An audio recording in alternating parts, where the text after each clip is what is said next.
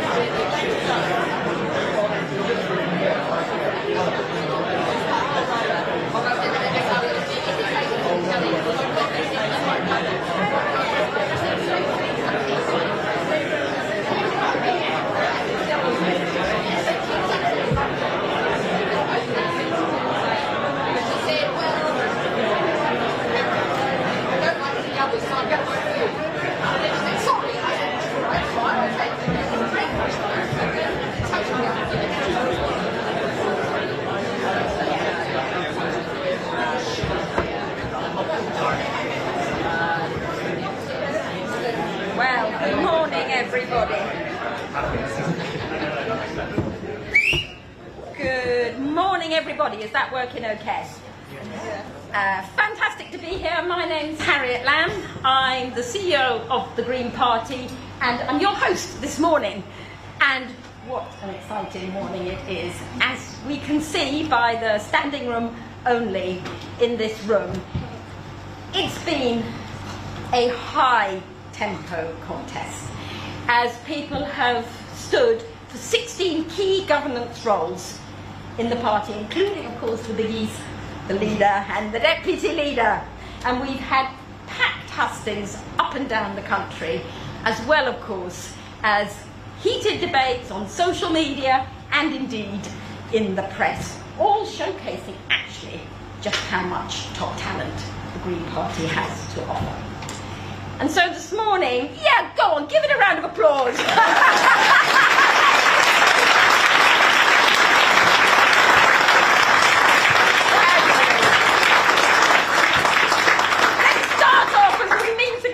With lots of clapping. I want to let everyone know what we're going to do is I'm going to say a few words setting the scene, then we're going to make the announcements, we hear of the different positions, we will hear from the winning candidates, and then there will be time for the press to ask your Q&A before we end, and then go off if people want to have, and we know many people do, to have one-on-one interviews. So that's the plan for the next hour. Harriet, can we lift your mic a little bit, please? Thank you very much. Yes. Can people at the back hear me? Is that all right? But let's get this right. No, sorry. Thank you very much for that. Okay, how's that doing? Is that better? Is that any better? I know, it's the problem with being small. Carla's nodding at me. It's the problem we have. But anyway, hopefully you can all hear. Because I really want to thank all of the candidates who have put in their weekends, their evenings, their days, their hearts and their souls into all these contested roles. And I also want to thank Adrian Ramsey and Carla Denyer and Zach Pilatsky.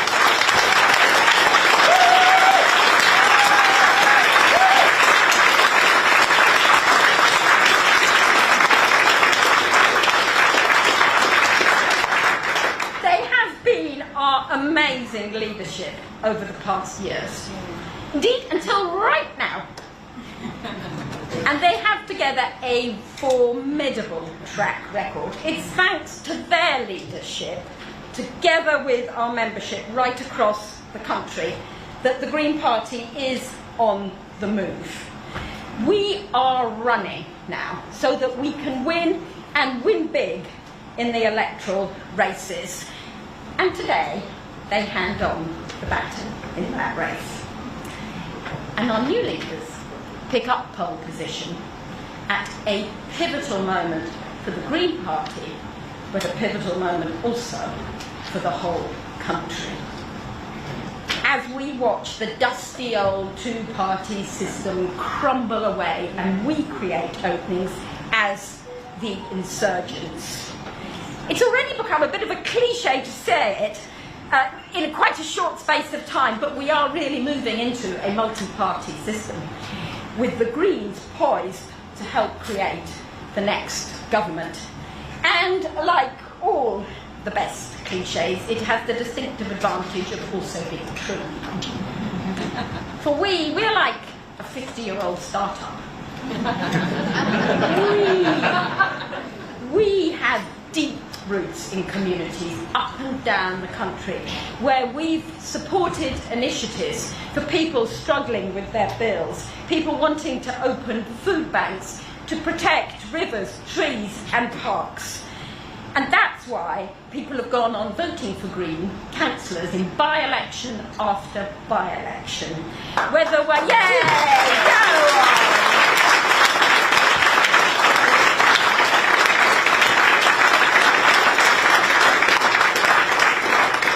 People know and respect the Greens for being hard-working, professional and delivering change. And that's now why we've now got 863 councillors right across the country.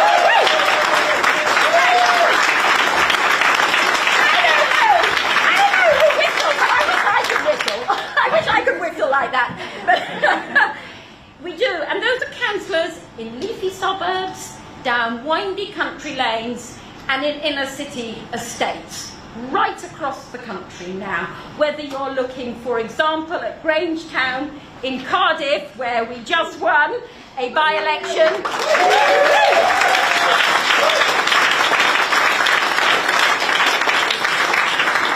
through to South Jesmond in Newcastle, where we just won a by-election.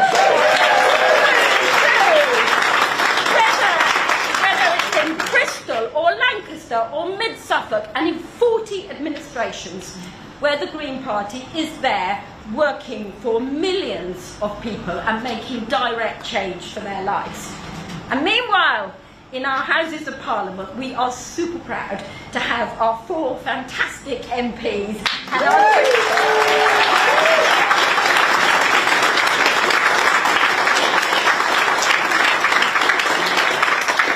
you clapped too soon, you're going to have to clap again now.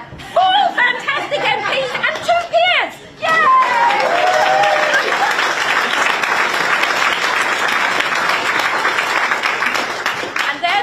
Day in, day out, okay, taking a minor break today, championing the voices of those whose voices don't get heard enough. The millions of people struggling with their rents, calling for rent control. The millions of people calling for an utter opposition to the genocide in Gaza. And then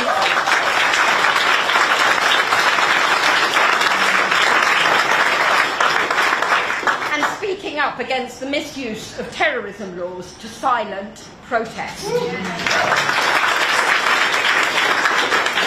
they're putting an unwavering, consistent call for taxes on the uber wealthy.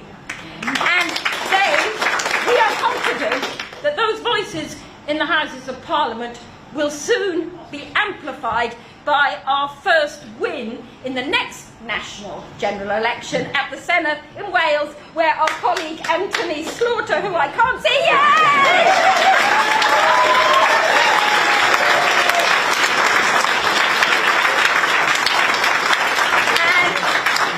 and the Greens are on the move, so I can tell you today we're going straight up to Hackney, where there's a mayoral contest coming up soon, and at the weekend we're going straight down to Cardiff in order to back Anthony's effort in that seat. And alongside that deep professional expertise that the Greens bring wherever they can, we also have the energy of a start-up, the wild ambition, the verve, the determination that we can move fast to deliver the kind of change that we know the country is crying out for, and that we can take on the cold, old, monolithic blocks of power and inequality that have had a stranglehold on our country for far too long, and that have now risen up to Frankenstein style, dressed up as reform, as if they were new, but actually same old, backed by the billionaires, by the multinational companies, and by Trump. We are the antidote to reform.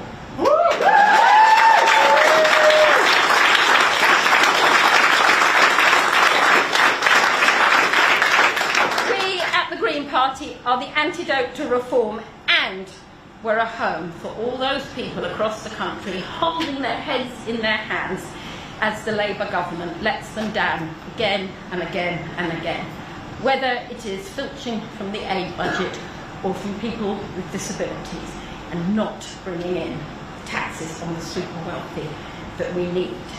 And that is why, in reaction, a new green wave is sweeping the country as people turn to us, looking to us for that hope and change that they so desperately need, eager to sign up to us, which is why I'm absolutely delighted to announce this morning that our membership levels at the Green Party are at their highest ever, at 68,500 members.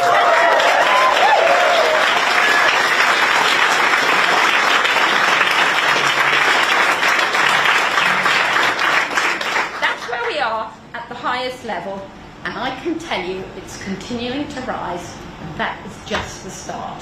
because I am determined even, together with our new leadership, that we can realise all our most deeply held ambitions and dreams, that we can, together with our new leadership, really at this critical time in British politics, we can grow exponentially our impact and our influence and be that collective voice for climate and social justice. And so, now, with our nails bitten down to the quick, we have the big reveal. So, I want to hand over now to our tireless electoral returning officer, Stuart Christie, and I want to ask you to please applaud all the staff who have also worked day and night to pull off this election.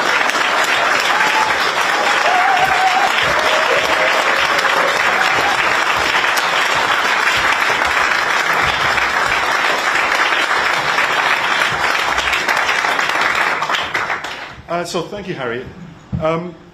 As the returning officer for the Green Party of England and Wales, I would like to take a small moment to thank our members for taking the time to vote in an unusually long list of internal elections this year. With nearly 4 months of campaigning and 50 candidates to choose from, countless interviews across the media and so many hustings across the country, it has been a massive task for members and candidates alike. I'm now happy to confirm the total paid-up electorate in all contests was 64,581, with over 140,000 votes cast across all elections. Starting with the election for the leader of the Green Party of England and Wales, the number of votes cast were as follows. Ron, reopened nominations, 149.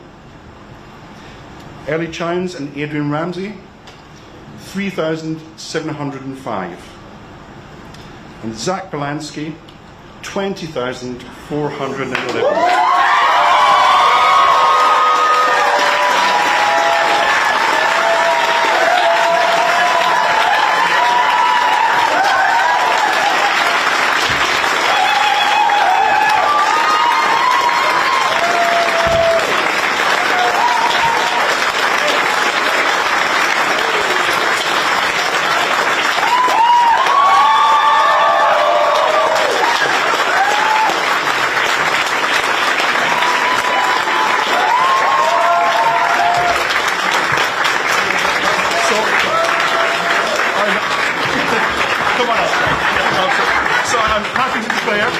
Zach Belansky is the new leader of the Green Party of England and Wales.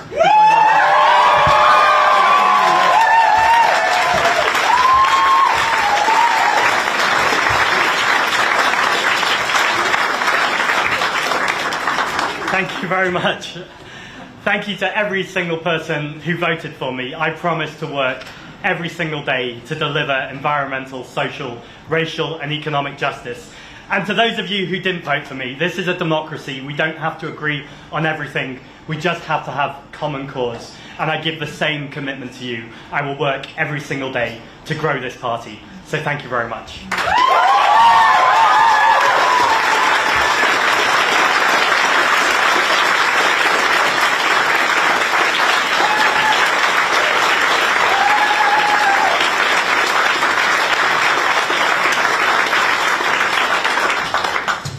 One of my favourite moments on this campaign was when a woman got in touch.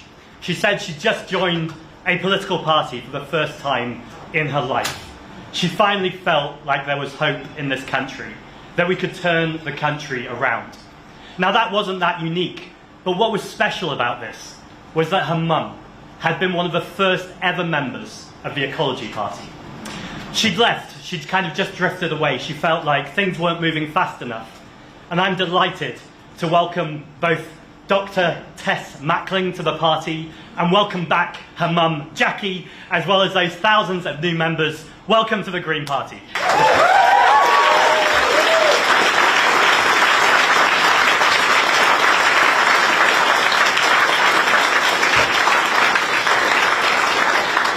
I want to thank everyone who worked on my campaign team, and it's always awkward because I want to give every name, but we'd be here all day. But I do want to give a special thank you to my incredible campaign manager, Narani.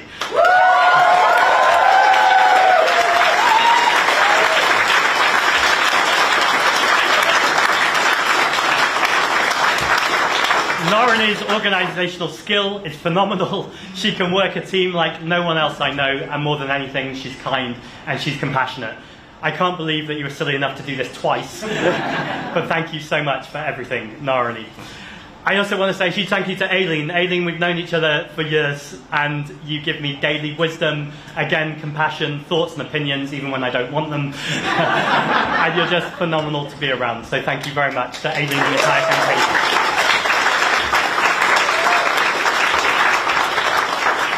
And finally, from my team, I guess, I want to thank the person who's always got my back.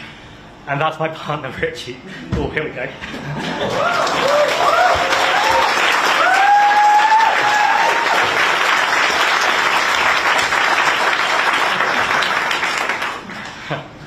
Fall in love with you more every single day. Richie, thank you for your kindness, your strength. I'm going to stop talking about you. And you tell me every day how proud you are of me, but I just want everyone in here to know that Richie works in palliative care, and I couldn't be prouder of everything that you and your colleagues do to give kindness and dignity to people in their final chapters. So big up to my boyfriend Richie and to all of St. Joseph's Hospice.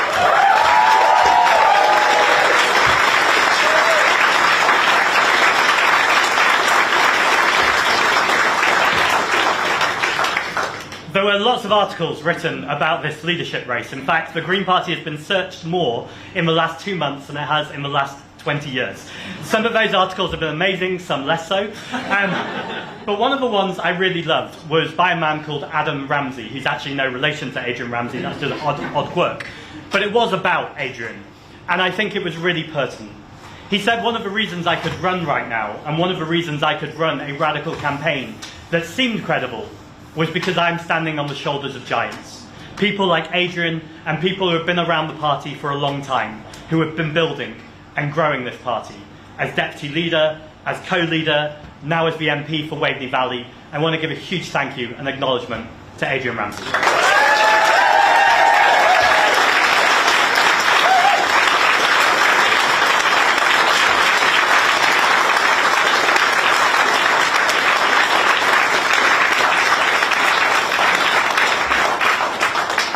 And I've said this multiple times during the campaign, so it won't be a surprise. But one of the times I'm proudest to be a Green Party member is when I see Ellie Chowns stand up in Parliament over a whole range of issues, but particularly the way she's held the Foreign Secretary and the Prime Minister to account over the ongoing genocide in Gaza. Thank you for everything you do.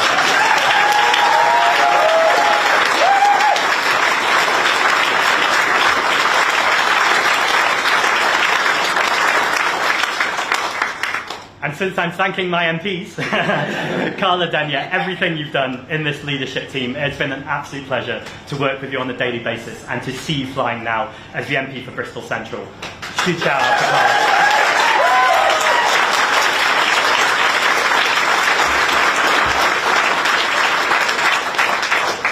I always want to make the joke that my former Assembly member got demoted to the House of Commons, but it's not being funny. But again, it's been amazing to see Sian Berry flying as the MP for Brighton Pavilion.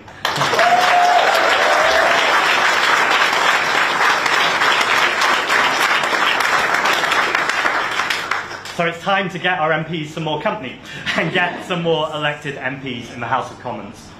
And this is the Green Party's time. People in this country are exhausted. They are tired. They are sick of working long hours and never feeling secure. They see water companies pumping sewage into our waters and charging us extra for the privilege. And they see how broken the old two-party system is. And we know this political space has been ripe for charlatans like Nigel Farage and Reform. Millionaires who are pretending to serve working class communities, but are actually backed by the same billionaires who are destroying our democracies, our communities, and our planet. So it is an absolute moral responsibility in this moment for the Green Party to step up with the bold politics that I know that we have. To say to people that we can and we will lower your bills. We will nationalise the water companies. We will hold this Labour government to account. Because when we look at Keir Starmer and what this government have been doing, whether it's the two-child benefit cap, the disability cuts, the genocide in Gaza, my message to Labour is very clear. We are not here to be disappointed by you. We are not here to be concerned by you. We're here to replace you.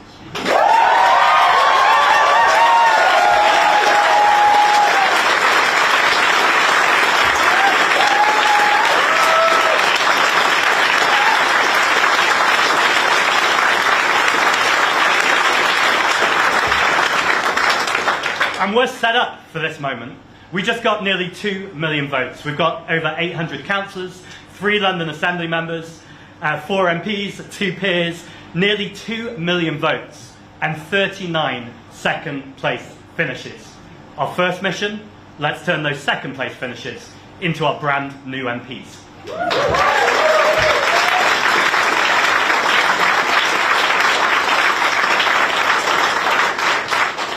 And the work starts right now. This weekend, I will be in Cardiff with Anthony Slaughter and the Green team in Wales. They are a perfect example of where Labour's failed and broken promises has caused absolute devastation and destruction. And Reform are trying to swoop in. We are ready to take that fight to Reform. And in 2026, we will see Greens elected to the Senate.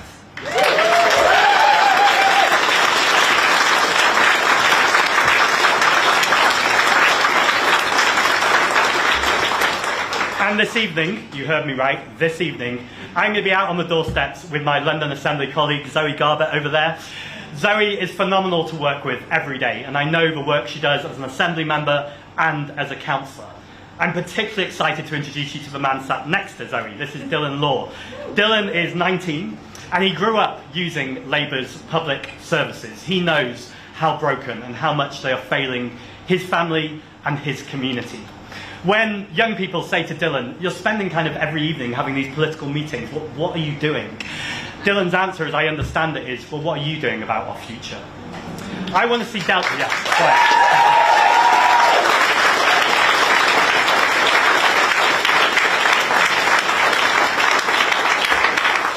Not only are we going to get Dylan Law, and remember that name, Dylan elected into Hackney as a councillor, he will also be deputy mayor, because Zoe is going to be mayor of Hackney and our first ever directly elected mayor.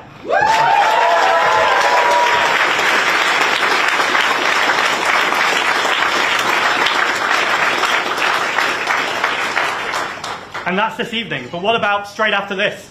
I am straight to UVW, that's United Voices of the World. This is a migrants' union. And let's be clear, this is a total show of intent of what this party is. We listen to the poorest communities, whether they're migrant communities, disabled communities, the trans community, working class communities. Whoever needs us to have their back, we will be there.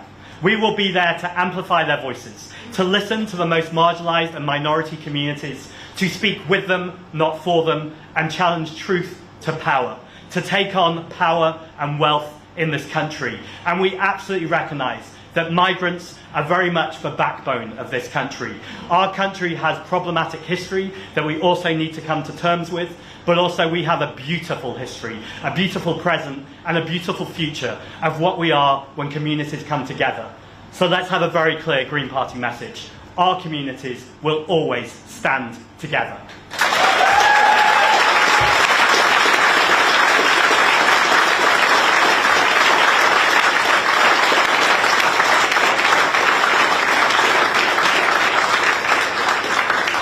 Now, if you're watching this and you're feeling excited, but there's something else that's saying, it just all feels so hard right now, I get you, and I hear you, and I know for so many people it is so difficult. But what I would say is, if you're feeling hopeless, if you're feeling in despair, if you're feeling politically homeless, there is a political home for you. And I promise you, nothing will make you feel more inspired, more ready to get out there, and more like we can turn our country around than joining the Green Party. So join the Green Party today.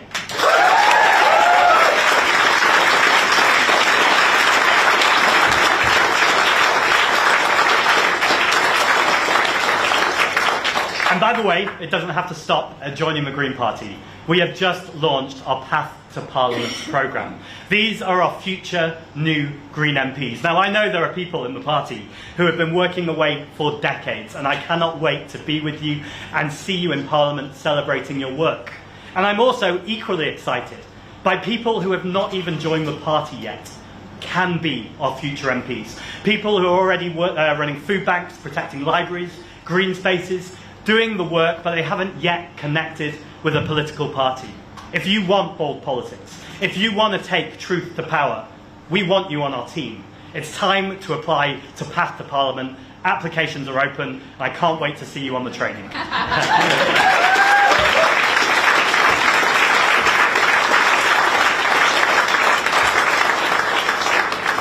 So finally, I want to recognise this moment. This is a huge moment for our party. But it's not just for our party. This is about a green left. This is about building and growing in this moment so the country can have the change it needs. So we can win more MPs, more assembly members, more councillors. And remember, the point of all of this is to be in our communities, to build our communities, to create even more resilient communities, to create the country that we want. So just like Dr. Tess and her mum Jackie that have joined the party, that is new energy and older wisdom joining. That is the future of the Green Party. So let's get out there, because that is how we're going to change our towns, it's how we're going to change our cities, it's how we're going to change our country. So thank you for electing me, and let's get to work.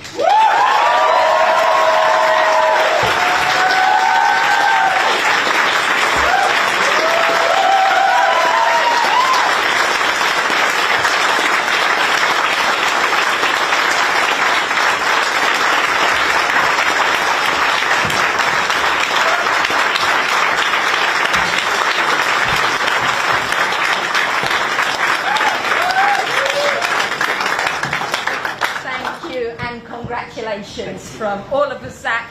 I can tell you there are many people who sadly we couldn't squeeze into this very packed room today, but who are watching at home. And just to let them know that the whole room has twice exploded into standing up for you, Zach, and your exciting leadership. But of course, we're an extremely democratic party, and it will be a team that helps lead us into the next stage. And that's why we're now also so excited to announce the deputy leadership. So, Stuart, back to you. Thank you, Harriet. So, rather than bore you with the Green Party proportional system and go through 11 rounds and tell you the numbers, I am going to cut to the chase and tell you the result of the deputy leadership election. So, I'd like to congratulate Malton Ali and Rachel Millward.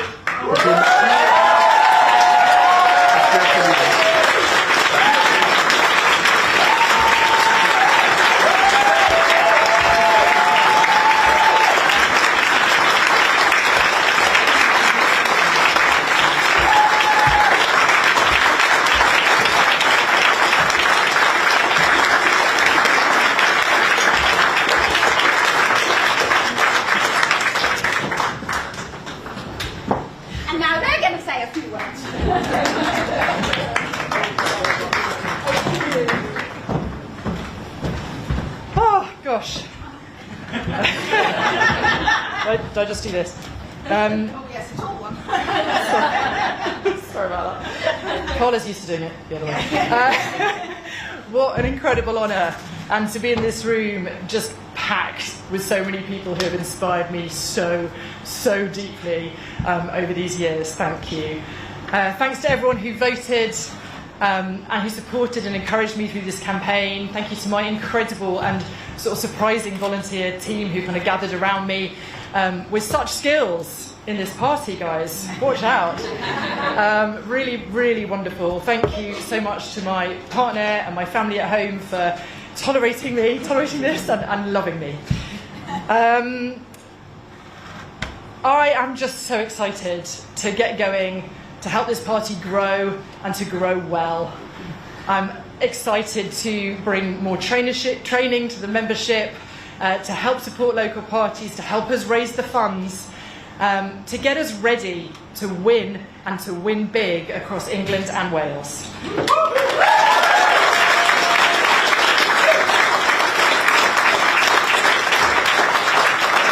Because now is the time to unite against division and hate, to defend nature, and to fill our communities with hope. Let's do this. Thank you so much.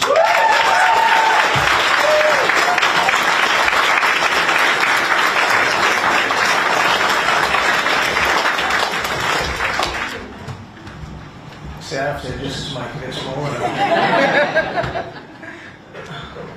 I think first of all we've got to thank Harriet and all the staff who worked so tirelessly to get this campaign to where it is.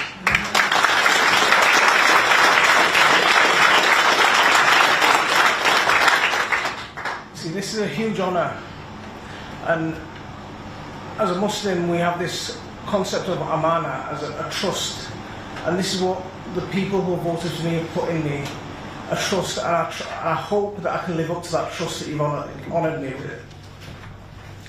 And I need to thank a number of people in my campaign, so I am going to whittle off a few more names than Zach did, but I'm not going to go through everyone. So first of all, my campaign managers, Faiz and Claire, and Tariq, and How You, and Serena, and Atif. There's loads more people who really took an idea and turned it into a reality. And I really thank you from the bottom of my heart.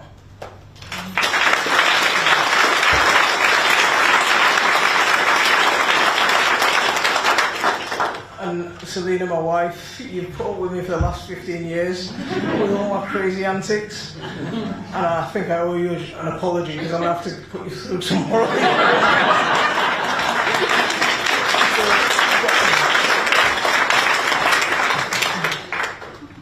But getting a little bit more serious, right now politics in this country is at a precipice. There's a huge rise of the far right, minority communities, whether it be Muslims, whether it be immigrants, whether it be LGBT community, whether it be trans community, regardless of which minority you're from, we are being targeted. And our fight is one, and we've got to come together and make sure that we're ready together to challenge reform and the rise of the far right.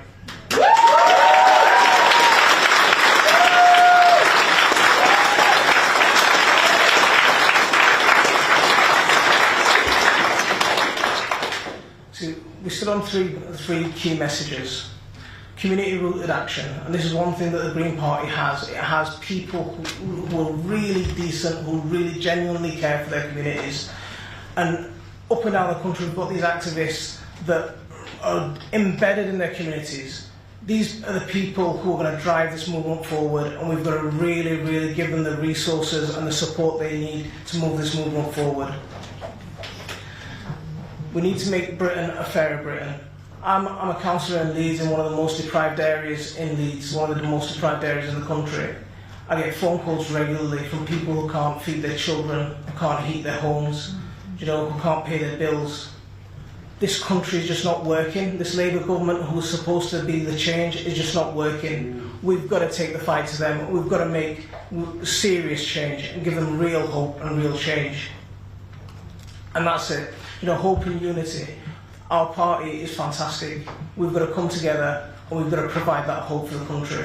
And I hope to work with Zach and Rachel and the rest of the people in this room to make that change possible. Thank you, everyone.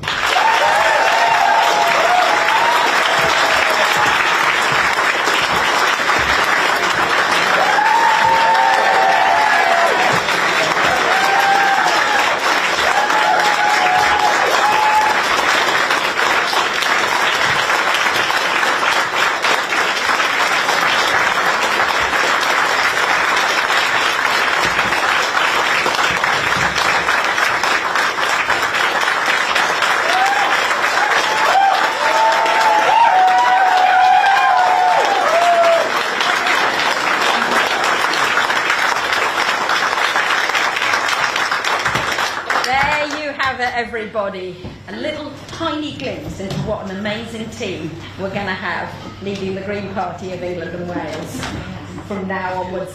super exciting, and thank you once again so much. And now we're going to move to one of the last announcements we'd like to make. Our guests today from the press will be delighted to know we're not going to go through all the Green Party roles, but they will all be, of course, on the website, which Stuart has magically done, even while he stands here making his announcement. So Stuart, come and tell us who's the chair. We do want to know who's the chair with our dream team here. Yeah, not quite yet. 2 minutes' time, yeah, and I'll be there.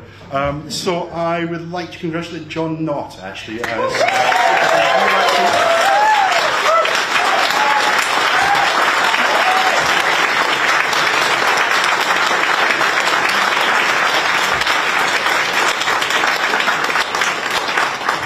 John's been re-elected as chair of our national executive, and all the other positions will be available on the website in 2 minutes' time, so you can see who your colleagues are going to be, John. Yeah? And of course, we'll publish all the detailed results as well a little bit later this afternoon, so please check the website and pore over the data. Thank you so much. So that's the results, and we're now going to move to a chance for the press to put their questions to our new leader. So I'm looking for the press team who are going to come and, no, Zach's going to come and take questions from the press. Over to you, Zach. Excellent. I think I've got Helen Catt from the BBC first up. Just before Helen asks the question, if Jenny and Carla run out of the room, they've got to vote, and they're not deeply offended by something I've said. Do we have Helen? There you are, Helen. Helen Catt from the BBC. So you've won a massive victory here today amongst members, but we have seen in the past that massive enthusiasm amongst activists and members doesn't always translate into the general public voting for you. Why do you think your approach is going to work better than the one that has seen you get record election results? I think the question's exactly right. We've got to find the enthusiasm that there is in this room and for the Green Party more widely, and then connect that with. I think that comes from top down, and I know that might sound odd when I've just but actually I see my role to facilitate that enthusiasm in communities. I know it's already there, as the councillors in this room know it's there, because when you turn up in the communities and you listen and you do that deep listening, you feel the enthusiasm people experience when they can feel the change for the first time. I think it's about how do we harness that and multiply it so more communities can have that. Of course, that involves getting more councillors elected, but the step before that is more community organising, to be in as many communities as possible, where people ideally from those communities are the exact people stepping up to be our next generation of councillors.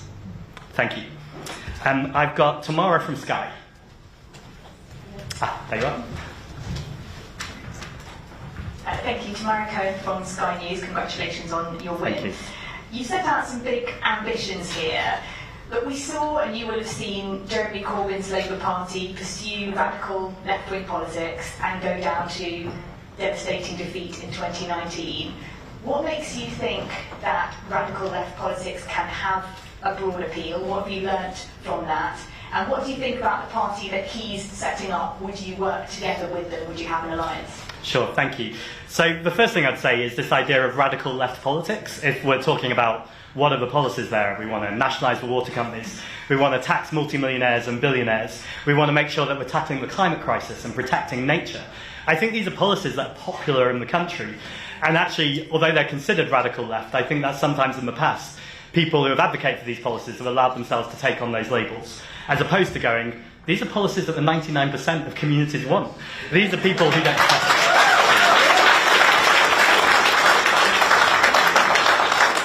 These are the policies that people want, so we're not just surviving, but actually we're thriving, so that people can have jobs in the public sector that are paid properly, that they're given dignity, that they're given sick pay at work.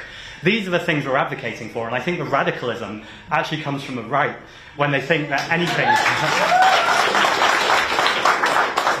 that looks like the status quo right now, or even worse, is in any way sustainable. So I think we need to turn that around. In terms of the new party, I think this really speaks to the political moment. Keir Starmer is failing so badly that not only is the Green Party massively surging to his left, a movement that doesn't even exist yet. We don't even know what their policies are. People are saying anything but that, anything but the old political system. Now, I and the party clearly have a job to do to speak to those people who haven't yet joined the Green Party, to say, if you believe in environmental, social, racial and economic justice, if you want to see climate action, protect nature, workers' rights, lower bills, then join the Green Party, because this is the exact place for you. It's too soon to talk about joining or electoral coalitions. I'm actually going to steal a line from John McDonnell. I'm being fair and crediting him rather than pretending it was my own original thought. He said he's not interested right now in electoral coalitions. He's interested in intellectual coalitions. And I think that's a really sharp phrase, because I know the MPs, in fact anyone in the party, wants to work, and as they do in Parliament, with anyone who wants to challenge a failing Labour government and take on fascism and the far right. And so collaboration, cooperation is in our DNA and as a party. So I'm watching what's happening very closely, but my real focus and the party's focus right now is growing this party that nearly got 2 million votes, that has 39 second place finishes. We're going to see more councillors and more MPs. The Green Party's moment is now.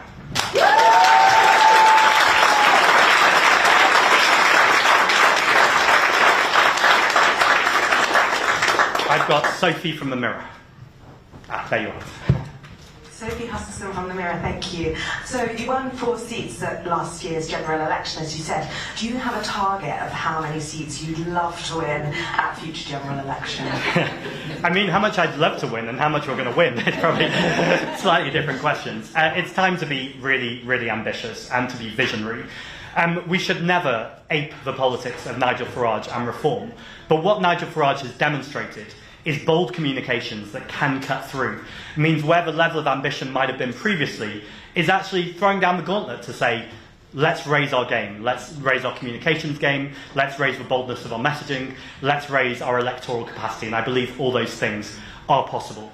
So first time in this press conference, I'm sure there'll be other times that I'm going to say, these aren't decisions for the leader, they're decisions for the membership, and in fact that was similar about the answer about Jeremy Corbyn's party. These are all going to be decisions and conversations that the party have at party conference and on various groups. That's a boring answer, though, for my first day as leader. So I'd like to see us winning at least 30 MPs at the next general election, if not more, and I think we can do more.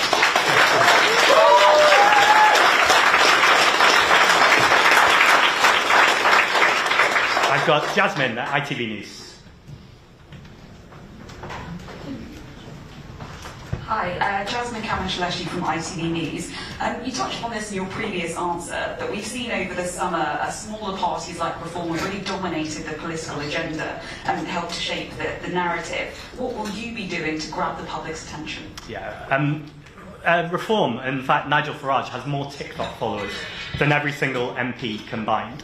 And so that's a real challenge to any of us who consider ourselves on the left or progressive politics, to look at what can we be doing to raise our social media game, to make sure that our message is cutting through. I think there's a few things there. I think for anyone who follows me on social media can't accuse me of being shy on social media. I certainly make sure to get the message out there. But it's not actually about me. It's about our councillors, it's about our future councillors. It's all the people and communities that I've been talking about. I really want to make sure that we're training people, that we're upskilling them, because actually I think the stories that are really interesting, both to the party, but actually to the wider media and more importantly the public, are those stories we don't hear. Those stories that are happening in the north or the Wales, where I meet amazing people all the time who are doing incredible work and we just don't hear about it. So I think that's the first strand, is to make sure that we're encouraging people, particularly people from marginalised backgrounds and working class communities, to amplify their voices so their voices can cut through. I think the second thing is about storytelling. I think on the left, or in green politics more widely, we often get lost in spreadsheets and graphs. Now, spreadsheets and graphs are really important. I'm being very careful in this room to say that. But they don't tell a story, and they don't connect with people emotionally. If you're just telling an emotional story that is not connected in science and truth, you're doing what Farage is doing. We're never going to do that. We need to be built in that science, built in that truth and information, and then always connect it with a powerful, emotional story. A story that people can see themselves in. Far too many people look at politics and go, I'm not going to vote, I don't see myself recognised, you were all just shouting at each other, it all seems a bit toxic. We need to turn all of that to hope, but not just hope as a kind of abstract idea, but into tangible solutions. And this isn't an abstract idea because we're doing it. We're doing it all over the place in our communities. This is just about scaling up now, and I'm really confident we're going to do it.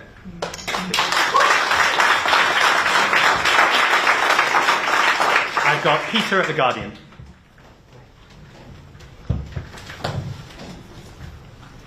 Hi. Zach, one of the concerns from people who didn't back you in the race was that your explicitly left-wing vision might pile up the votes in urban areas, but could harm the coalition of voters that the party has painstakingly built up, which is delivered seats like rural seats, where you have quite a few more soft, almost kind of conservative voters go for you. If you are able to be linked as a kind of Corbyn ally and things like that, how will you try and persuade those voters that they should still vote for you? Well, first of all, I totally reject the idea that there's any difference between people who live in a rural community and who live in a city in terms of their basic fundamental values. People are people. And inequality hurts you wherever you live, whether you live in a town, a village, or a city. So I think the first thing is, and the party already does this, I think really successfully, is make sure that we're speaking to that broad coalition of people. It really strikes me that in London, where I'm elected, a young person or someone who's struggling with rent, that's a power dynamic with an unscrupulous landlord, or can be an unscrupulous landlord, and that's about making sure we're bringing in rent controls and looking at fixing a broken housing market. I'm also really aware when I'm out campaigning with Ellie and Adrian or many people in some of the more rural communities, that when I speak to farmers, they're being screwed over by supermarkets, or they're not being paid a proper wage. We know that subsidies, 80% of subsidies are going to the 20% of wealthiest farmers. So this is all about power and inequality, and I think as a party, we're speaking widely to that base. And the second thing is talking to Jeremy Corbyn doesn't mean necessarily being a Jeremy Corbyn ally. We are separate parties, and I think parties can absolutely work together and not necessarily consider themselves allies. Now, what that future relationship looks like isn't for me to determine right now, and it won't be for me to determine in the future. It'll be for our members to determine.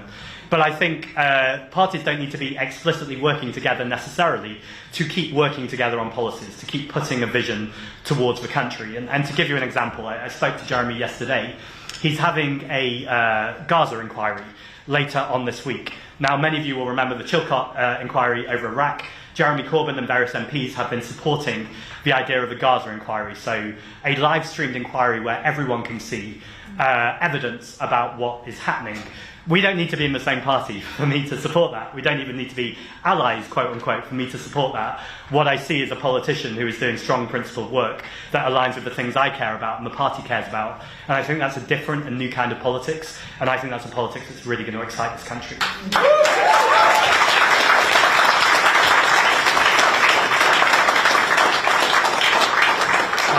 Could I speak to Bansera from Naked Politics?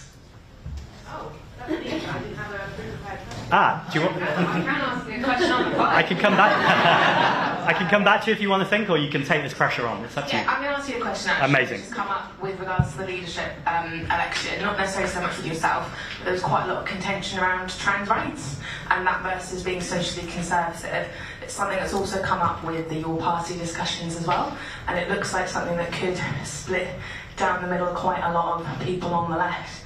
And so my question to you, I think I know your stance on trans rights, but how will you unite a party that potentially looks like it might be somewhat divided already? Thank you. I don't think we're divided. I think we have a really, really strong common cause here, which is tackling the climate crisis.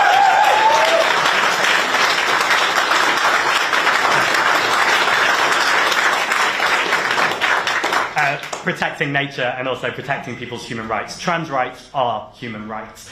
And I'm really pleased that as a party we have been through a democratic debate several times now, which I would say has been very clearly settled in recognising that we're a trans-inclusive progressive party. Now, I'm really aware of a quote that's going around New York at the moment, which is, if you agree with me on 9 out of 12 things, let's work together. If you agree with me on 12 out of 12 things, go see a psychiatrist. You don't need to agree with me on everything. There are red lines, though, and we're a broad church party, but broad churches have walls. And human rights are one of those walls. And actually, it's brilliant to quote, in fact, one of our recently elected deputy leaders, because I love the line that Motton said about this. He said the same people who hate the LGBT community are the same people who hate the Muslim community. I'm also aware of this moment that it's not insignificant that the Green Party now has a Jewish leader of the party and a Muslim deputy leader. And I'm sure...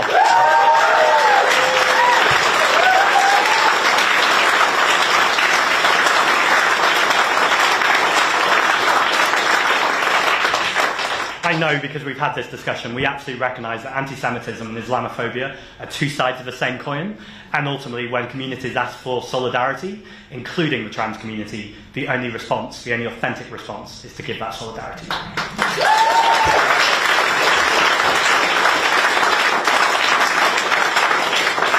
I have Aaron at the Express.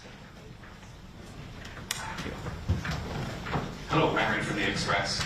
You said during the leadership election that you wanted to learn lessons from Reform's Nigel Farage. How do you think you will do that when the Green Party appears to be taking a different stance, tackling Britain's largest concern, which is stopping mass immigration? Thank you. I suppose the first place to start is Nigel Farage's kind of most common phrase is stop the boats. I also want to stop the boats. We want to stop the boats. We could stop the boats today with safe and legal routes.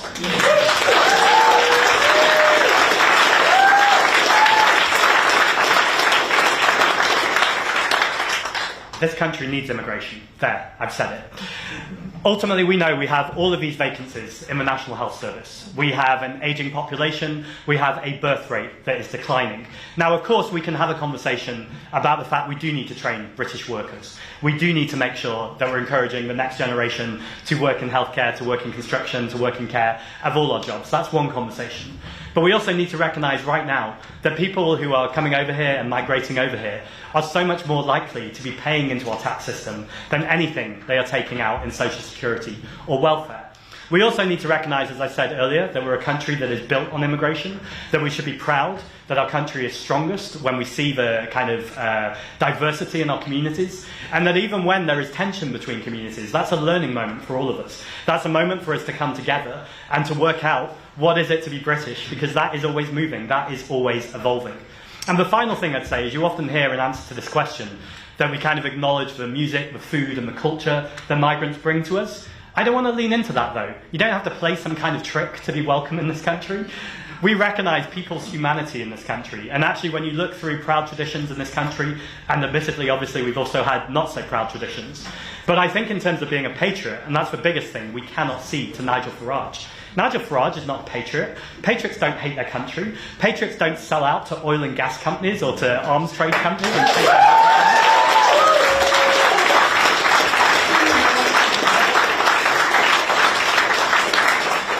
I can tell you what some of the biggest patriots I do know. They put their name on the ballot paper, they stand in their local community even when it's difficult and even when it's hard, and they make sure they win because they know the people in their community deserve better.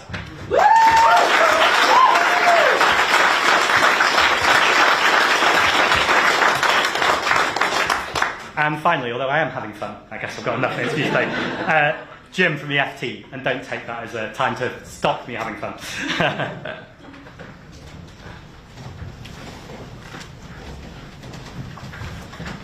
Jim Pickard, Financial Times. Congratulations on your victory. You've been asked about whether you would work with Jeremy Corbyn. Would you rule out, in a hung parliament situation, working with Sir Keir Starmer's Labour Party? And just while I've got you, you've talked about nationalising the water industry. How do you feel about nationalising other industries, utilities, whether it's energy, steel, dare I say banks, etc.? Thank you. Thank you very much. It would be wild to rule out working with anyone at this point, because I've only just been elected leader, and that's a decision that the membership will make. I'll give my opinion as it is today, with the kind of caveat that opinions can change as things work on. In Keir Starmer, we've seen someone who got elected on the coattails of Jeremy Corbyn, who made lots of promises to protect communities, to bring about a left-wing change in this country, to stand up for some of the poorest communities. And what we've had in Keir Starmer is despicable in terms of the politics. It is someone who has sold those communities out. He's not just sold his party out and the people who voted for him. The people I'm more concerned about are the people that are suffering in this country every day, who are worried about the future of this country, who see Nigel Farage give, and let's call it what it is, a racist press conference, and not just not condemn it, but implicitly nod to it. So I can't imagine any scenario where I would want to work with Keir Starmer. And I think in a scenario where we were in a hung parliament and we got that many seats, I think it would be odd that if that many people had stopped voting Labour and switched to Green to then work with Keir Starmer. So I think you can clearly hear from my answer how I feel about that. But also maybe he's going to have a brain transfusion in the next couple of months before the general election. We'll see that. In terms of nationalisation, this is one of those policies that is so incredibly popular when you speak to people about it.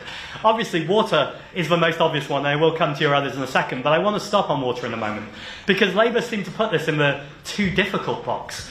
I even asked Sadiq Khan recently, who I hold to account on the London Assembly, if he would consider, as Mayor of London, having a place of governance on the board of Thames Water. There are so many huge public institutions where it is so obvious that you should have democratic governance. And he said to me that he didn't want to do anything tokenistic.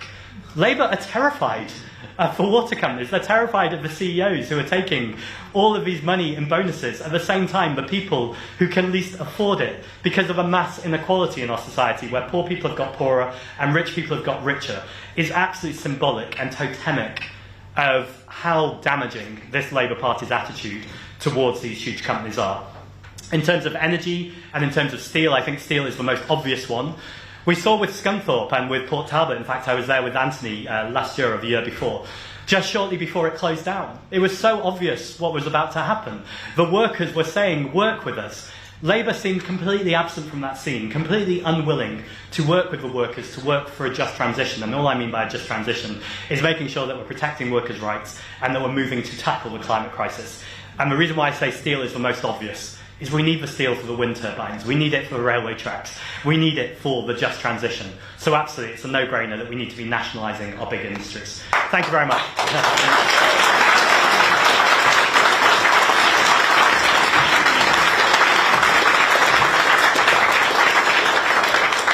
I just finally, with all the gratitude I have, also want to thank Harriet and all the Green Party staff team for this election. Thank you very much.